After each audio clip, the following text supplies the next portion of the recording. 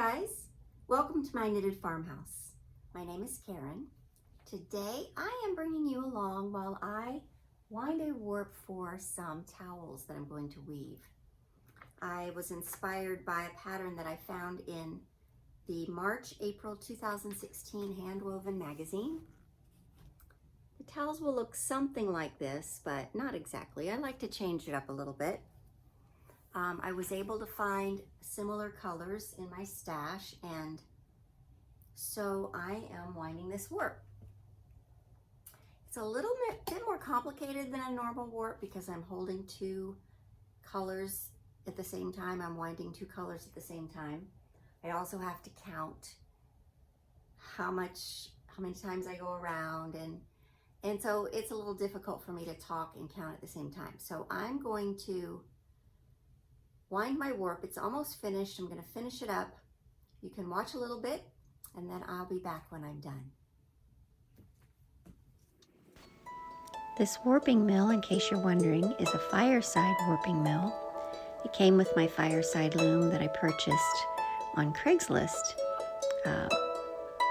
Normally, warping on a warping mill goes pretty quickly, and it's not a slow process at all, but this was a little bit tedious, holding the two colors at the same time. So it took a little bit longer than I had expected.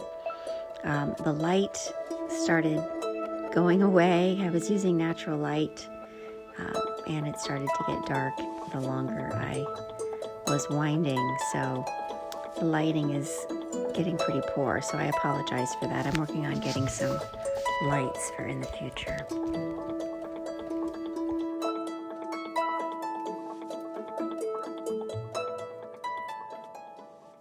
I finished winding my warp, and now I am going to tie it off. I have my little jar. I always keep this nearby. It's full of cut lengths of string so I can tie off my warp, and I always have them handy. So I'm going to do that, and I'll be back.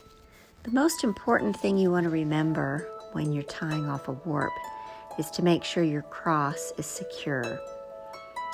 The cross is the most important part of your warp, and once that's tied off, really the rest of the warp isn't as important. I don't even normally tie off the rest of my warp once my cross is done.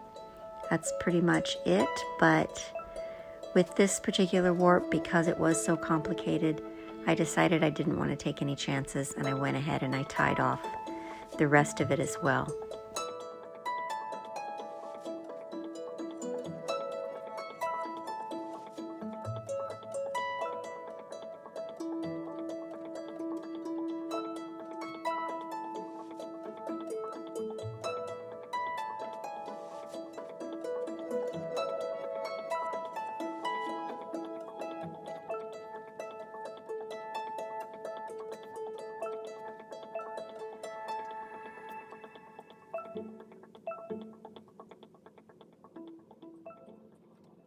Okay, it's time to take the warp off the reel. Sometimes this gets a little tricky, so here goes. Ideally, when you're taking a warp off of a warping mill, you want to keep the mill from moving so that you can keep the warp tight as you make your chain. Some warping mills come with built-in brakes that keep them from moving, but I don't have that kind of a mill, so I'm trying to brace it on my hip as it's going around.